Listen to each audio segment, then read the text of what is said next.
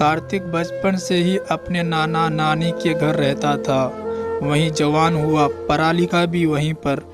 कार्तिक बहुत खूबसूरत लड़का था, इतना खूबसूरत था कि लिखना चाहूँ तो भी ना लिख सकूँ। उसके लंबे बाल, नीली आंखें, गोरा रंग मुस्कुराते हुए डिम्पल बनाते, लंबा कद, आंखों में एक अजब सी चमक थी। बहुत खुश था अपनी ज़िंदगी में। उसकी एक ही इच्छा थी, एक कामयाब बिजनेसमैन बनना। उसने एक छोटा सा बिजनेस शुरू कर लिया। माँ बाप ने शादी की बात की तो कहने लगा, पापा मुझे आपके दोस्त की बेटी से शादी करनी है। पिता ने कहा, कार्तिक बेटा, तुम्हारे अंकल कभी भी अपनी बेटी का रिश्ता हमसे नहीं करेंगे। कार्तिक ने कहा, पापा जी, मैं और अंकिता प्यार करते हैं एक दूसरे से और शादी भी करेंगे। माँ बाप औलाद के सामने झुक जाते हैं। कार्तिक के पिता अपने दोस्त के घर कार्तिक के लिए अंकिता का हाथ मांगने गए। कार्तिक के पिता अपने दोस्त से कहा, देखो भाई, सब नाराज़गियाँ भूल जाओ। अगर कोई गलती हुई मुझसे तो मुझे माफ़ कर दो। बच्चों की खुशी देखते हुए तू भी मान जा। लेकिन अंकिता के पिता ने कहा, चाय पियो और जाओ यहाँ से। मैं अपनी बेटी की शादी कभी भी तुम्हारे बेटे से नहीं करूँगा। कार्तिक को पता चला तो उसने कहा, शादी तो मैं अंकिता से ही करूँगा, चाहे कुछ भी हो जाए। अंकिता भी बहुत प्यार करती थी। कार्तिक से वो इतनी खूबसूरत नहीं थी जितना कार्तिक था। खैर, दोनों ने फैसला किया कि कोर्ट मैरिज कर लेंगे। इधर कार्तिक के लिए रिश्ता आया था। लड़की डॉक्टर थी, बहुत खूबसूरत थी। लड़की वाले कार्तिक के घर उसे देखने आए थे। उधर कार्तिक अंकिता के साथ कोर्ट मैरिज कर रहा था। इस बात से सब बेखबर थे। रात को जब दोनों परिवारों को पता चला दोनों गायब हैं तो महसूस कर गए थे कि वो भाग गए घर से। कार्तिक के बाप ने अंकिता के बाप को कहा, अब खुश हो, औलाद की खुशी से ज़्यादा तुमको अपनी दुश्मनी प्यारी थी, अब भुगतो। अंकिता बहुत खुश थी, उसको कार्तिक मिल गया था। कार्तिक बहुत प्यार करता था अंकिता से। कार्तिक का बिजनेस भी अच्छा चल रहा था। कार्तिक ने अपना अलग से घर ले रखा था। दोनों वहाँ चले गए, खुशी खुशी रहने लगे थे।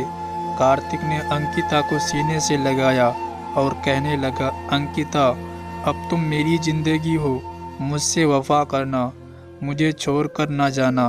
अब मेरी दुनिया तुमसे है, मेरी ज़िंदगी तुमसे है। अंकिता की आंखों में आंसू आ गए। वह आंसू साफ करते हुए कहने लगी, मेरी जान, अब मैं अपनों को छोड़कर तुम्हारे साथ आई हूँ, तो फिर अब भी कोई शक है मेरी वफादारी पर? कार्तिक ने कहा, शक नहीं है मेरी जान, मोहब्बत से डर रहता है बस। कार्तिक अंकिता को डिनर के लिए लेके जाता, कभी घुमाने ले जाता। दोनों बहुत खुश थे, जिंदगी स्वर्ग जैसी गुजार रहे थे। कार्तिक का बिजनेस बढ़ता गया, वो अपने बिजनेस में बिजी रहने लगा।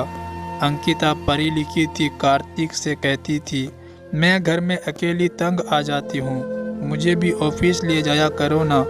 कार्तिक ने कहा, मेरी जान, तुम घर ही रहो, अब तुम्हारी तबीयत भी तो ठीक नहीं है। शादी के 2 साल बाद ऊपर वाले ने उनको बेटा दिया। दोनों की जिंदगी जैसे स्वर्ग बन गई थी। ऊपर वाले ने बहुत खुशियाँ दी उन्हें। समय के साथ साथ कार्तिक अपने बिजनेस में बिजी रहने लगा। एक दिन अंकिता ने कहा, कार्तिक मेरी जान, मुझे कार लेकर दो, मुझे बेटे को स्कूल छोड़ने जाना होता है। कार्तिक ने हाथ चूमते हुए कहा, जान, 10 दिन का टाइम दो, कार ले दूंगा तुम्हें। कार्तिक ने 10 दिन बाद अंकिता को कार ले दी। बहुत खुश थी अंकिता, उसकी हर इच्छा पलों में पूरी हो जाती थी। कार्तिक का बिजनेस बढ़ने लगा। कार्तिक कामयाबी की तरफ बढ़ रहा था। कार्तिक घर लौट आने लगा। उसको ऑफिस की बहुत सारी जिम्मेदारियां संभालनी थी। अब देर रात तक काम करता था। अंकिता इंतजार करते करते सो जाया करती थी। कार्तिक घर आकर देखता अंकिता सोई हुई है, उसका माथा चूमता और सो जाता। एक दिन अंकिता ने कहा, कार्तिक बहुत हुआ, अब तुम लेट रात तक काम नहीं करोगे, हमको भी तुम वक्त नहीं देते, हम सोए होते हैं तब आते हो। हमारे जागने से पहले ही सुबह चले जाते हो, ये मुझे अच्छा नहीं लगता। कार्तिक ने मुस्कुराते हुए कहा। अंकिता को सीने से लगाया और कहा, मेरी जान, हमारे 2 बेटे हैं, शादी को 7 साल हो गए हैं। अब कुछ जिम्मेदारियां हैं, अपना बिजनेस है, अपनी कंपनी है, बहुत से काम होते हैं जो मुझे खुद ही देखने पड़ते हैं। तुम उदास ना हुआ करो, तुम मेरे साथ खड़ी रहो मेरी जान, मुझे तुम्हारे सहारे की ज़रूरत है। मैं भी थक जाता हूँ अंकिता, लेकिन काम भी तो ज़रूरी है ना। अंकिता खामोश हो गई और करवट बदल कर सो गई। कार्तिक बच्चे को अच्छे स्कूल में पढ़ा रहा था, अंकिता की हर ख्वाहिश पूरी कर रहा था। शादी को 14 साल गुजर गए थे, 3 बेटे थे, बहुत खुश थे अपने लाइफ में। अंकिता भी ऑफिस जाने लगी थी कार्तिक के साथ। एक दिन कार्तिक ने अंकिता से कहा, तुम्हारे लिए एक सरप्राइज है, आज रात बताऊंगा क्या है।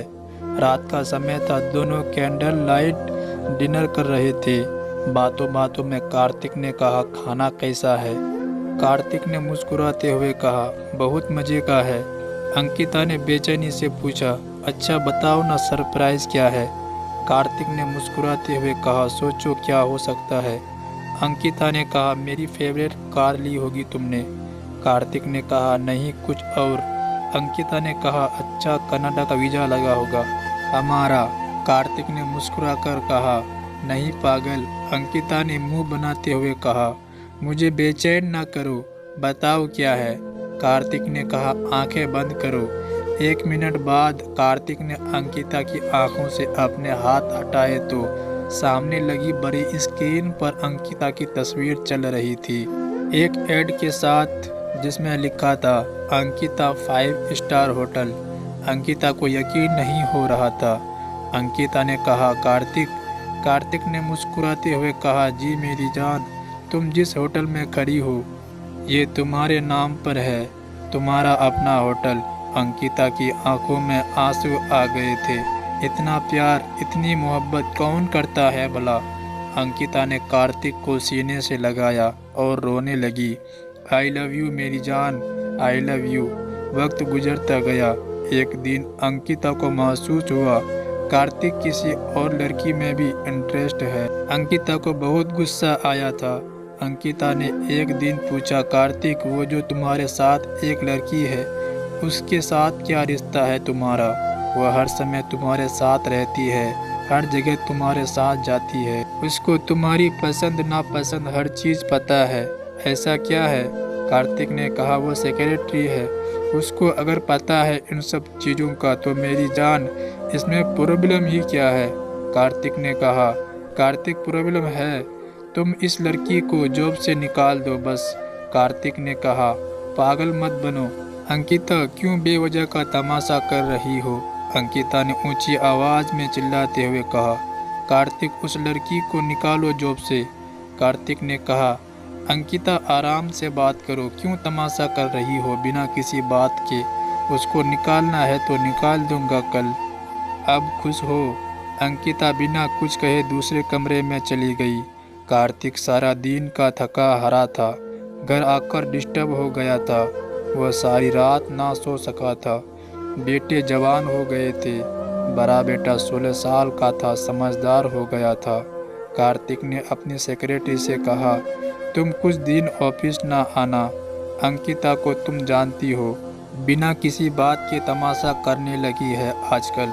वो समझदार थी। उसने कहा, सर आप कहे तो मैं ये जॉब ही छोड़ देती हूँ। कार्तिक ने कहा, नहीं, तुम्हारी पूरी फैमिली तुम्हारे सहारे है, घर रहो, एंजॉय करो कुछ दिन, तुमको तुम्हारी सैलरी मिलती रहेगी। दिन गुजरते रहे। अंकिता को पता चला कार्तिक ने अपने सेक्रेटरी को जॉब से नहीं निकाला, बस कुछ दिन की छुट्टी दी है। सारे ऑफिस के स्टाफ के सामने अंकिता ने कार्तिक को आवाज़ दी। कार्तिक जल्दी से अपनी ऑफिस से बाहर आया। क्या हुआ अंकिता? अंकिता ने कहा, तुमको कहा था उस कमीनी को जॉब से निकालने को। कार्तिक ने देखा सारा स्टाफ उनको देख रहा है। कार्तिक ने कहा, अच्छा घर जाकर बात करते हैं। अंकिता ने कहा, नहीं, जो भी बात करनी है यहाँ करो। कार्तिक ने कहा, ये ऑफिस है, मेरा कुछ ख्याल करो। अंकिता ने कहा, चलो अभी घर चलो, मुझसे बात करो, आज फैसला होगा इस बात का। कार्तिक अंकिता का हाथ पकड़कर घर ले गया। अंकिता ने कहा, आखिर उस मनहूस लड़की से तुम्हारा रिश्ता क्या है? कार्तिक ने मुस्कुराते हुए अंकिता से कहा, अंकिता, ये क्या हो गया है तुमको? मुझे समझ नहीं आ रहा है। अंकिता ने कहा, बताओ क्या रिश्ता है उससे? कार्तिक ने कहा, अंकिता, मैं तुमसे बहुत प्यार करता हूँ। मेरी ज़िंदगी तुमसे शुरू, तुम पर ही ख़त्म है। क्यों बिना बात के तमाशा लगा रही हो? अगर मुझे तुमको धोखा ही देना होता तो कब का दे चुका होता। क्यों किसी की बेटी को बदनाम कर रही हो? अंकिता ने चीखते हुए कहा, देखो कार्तिक, ये घर और बैंक का आधा पैसा मेरे नाम ट्रांसफ़र करो। कार्तिक ने कहा, जान, क्या हो गया है तुमको? मेरा सब कुछ तुम्हारा ही तो है, अब नाम करने वाली क्या बात है? अंकिता ने कहा, तुम्हारे दिमाग में अगर उससे शादी करने की बात आ गई तो? मुझे अब यकीन नहीं है तुम पर। कार्तिक ने कहा, अंकिता, कल मेरे साथ कोर्ट जाना। बस दूसरे दिन अंकिता और कार्तिक कोर्ट गए। जज के सामने कार्तिक ने बयान रिकॉर्ड करवाया। मेरा सब कुछ जो भी है, मेरा बिजनेस, मेरा घर, बैंक में पड़ा 8 करोड़, गाड़ियाँ, होटल, जो कुछ भी है, मैं अपनी पत्नी के नाम करता हूँ। उसने अपनी सारी दौलत अंकिता के कदमों में रख दी। कार्तिक ने अंकिता को सीने से लगाया और कहने लगा, अंकिता, अगर दौलत से तुमको मुझ पर यकीन आता है तो ये लो, तुम्हारे सामने क्या औकात इस दौलत की। अंकिता ने उस लड़की को जॉब से निकाल दिया, खुद ऑफिस जाने लगी। ना जाने क्या सोचने लगा था कार्तिक। अब वो खामोश खामोश सा रहने लगा था। अब सब कुछ अंकिता खुद देखा करती थी, ऑफिस का काम, होटल्स। कार्तिक की औकात एक वर्कर सी रह गई थी। एक दिन कार्तिक की वही सेक्रेटरी रोते हुए कार्तिक के पास आई और कहने लगी, सर, मुझे 20,000 रुपये दे दो ऊपर वाले के लिए, मेरी माँ अस्पताल में मौत से लड़ रही है। कार्तिक ने कहा, क्या हुआ तुम्हारी माँ को? वो लड़की जोर जोर से रोने लगी, सर, मेरे पापा तो है नहीं, छोटे छोटे बहन भाई है, मेरी माँ को बचा लो। कार्तिक ने देखा उसके पास 10,000 रुपये थे। अब बैंक से पैसे निकालने के लिए अंकिता की परमिशन की ज़रूरत थी। कार्तिक ने कहा, मेरे पास बस यही 10,000 रुपये है, मैं मजबूर हूँ अब। वो पैसे लेकर जाने लगी। इतने में अंकिता वहाँ आ गई। उसने आते ही कार्तिक के मुंह पर थप्पड़ मार दिया। शर्म नहीं आती तुमको ऑफिस में रंग रलियां मनाते हुए? कार्तिक की तो जान ही निकल गई थी। अंकिता ने पहले तो थप्पड़ मारा कार्तिक को और फिर कार्तिक का हाथ पकड़ा और सबके सामने ले आई और कहने लगी, ये है तुम लोगों का सर, इस लड़की के साथ गंदगी फैला रहा था ऑफिस में। कार्तिक तो जैसे मर गया था। कार्तिक खामोश हो गया था। उसको समझ में नहीं आ रहा था क्या हो रहा है। उसकी इज्जत पैरों तले रौंद दी थी अंकिता ने। रात को घर वापस आए, फिर वही झगड़ा अंकिता का। कार्तिक का दिल चाह रहा था खुदकुशी कर लें। कार्तिक ने एक दिन कहा, अंकिता, क्यों कर रही हो ऐसा? सारी जायदाद सब कुछ तो तुमको दे दिया, उसको जॉब से भी निकाल दिया तुम, फिर ऐसा कर रही हो क्यों? क्यों तमाशा बना रही हो? मेरी जान, ना करो ऐसा प्लीज़। अंकिता ने कहा, अब तुम ऑफिस नहीं जाया करोगे, ऑफिस में जाया करूँगी बस। कार्तिक खामोश हो गया। कुछ दिन बाद कार्तिक के छोटे भाई की बेटे की शादी थी। सब रिश्तेदार इकट्ठे थे। कार्तिक अपने दोस्त के साथ बैठा था, उसमें लड़कियां भी थी। अंकिता को ये पसंद नहीं था कि कार्तिक किसी भी गैर लड़की से संबंध ना रखे। अंकिता ने शादी के दिन सबके सामने कार्तिक के मुंह पर थप्पड़ मार दिया। कार्तिक बहुत गुस्से में था। कार्तिक ने अंकिता से कहा, तुम क्या चाहती हो? अंकिता ने कहा, तलाक। कार्तिक ने सबके सामने कहा, ठीक है, जाओ, मैंने तुमको इस बंधन से आज़ाद कर दिया है। यहाँ एक नया रिश्ता बन रहा था, वहीं 1 वर्ष पुरानी मोहब्बत दफन हो गई थी। कार्तिक आंखों में आंसू लिए वहाँ से चला गया। सब खामोश थे। अंकिता ना जाने क्यों ऐसा हो गई थी। दौलत का नशा या किसी दूसरे मर्द की चाहत, क्यों था आखिर ये? कार्तिक ने रात को एक खत लिखा। अंकिता, क्यों किया तुमने ये सब? मैं ये नहीं पूछूंगा, मैं बस इतना कहूँगा, अपना ख्याल रखना, बच्चों का ख्याल रखना। मुझे नहीं पता मेरा कसूर क्या है, मैं कहाँ गलत था। मैं रिश्ते निभाते निभाते थक गया था, तुम्हारी हर ख्वाहिश पूरी की थी। मैं क्या करता? तुमने मुझे बुढ़ापे में लाकर बहुत बदनाम किया। ऊपर वाला तुमको माफ़ करे, मैं भी माफ़ किया। अगर तुमको कोई और इंसान अच्छा लगता है तो शादी ना करना, मेरे बेटे को तकलीफ होगी। अंकिता, तुमसे मेरी ज़िंदगी थी, अब तुम नहीं तो मेरा जीने का मकसद भी कुछ नहीं। काश तुम मुझे यूँ बर्बाद ना करती। तुम्हारा कार्तिक। उसने गन निकाली और अपने सीने पर गोली चला दी और दुनिया छोड़ गया। कुछ दिन रोना धोना हुआ, वक्त गुजर गया। अंकिता ऑफिस जाने लगी। दिन गुजरते गए, बिजनेस का नुकसान होने लगा, कर्ज बढ़ने लगा। अंकिता को कुछ समझ नहीं आ रहा था। आहिस्ता आहिस्ता सब जायदाद बिकने लगी। घर, गाड़ियाँ, होटल, सब कुछ खत्म हो गया, सब कुछ बिक गया। बस रह गया तो पास वो घर जो कार्तिक के नाम था। पुराना घर, कार से रिक्शे पर आई थी। अंकिता इतनी टूट चुकी थी कि वो मरना चाहती थी। अब वो अपने पुराने घर में बैठी अपनी मोहब्बत को याद करती थी। कार्तिक की वफाएं याद कर रही थी। वो नंगे पांव दौड़ते हुए मंदिर गई। भगवान के सामने गिरकर जोर जोर से रोने लगी। हे ऊपर वाले, माफ़ कर दो मुझे, और कार्तिक तुम भी माफ़ कर दो मुझे। कार्तिक तुम लौट आओ ना। कार्तिक मैं बिखर गई हूँ। कार्तिक आओ ना मेरे पास, मुझसे बात करो ना। वो चीख चीख कर रो रही थी। अब रोने का क्या फ़ायदा जब सब कुछ ख़त्म हो गया, मोहब्बत भी और दौलत भी। तो दोस्तों, आपकी क्या राय है इस कहानी के बारे में?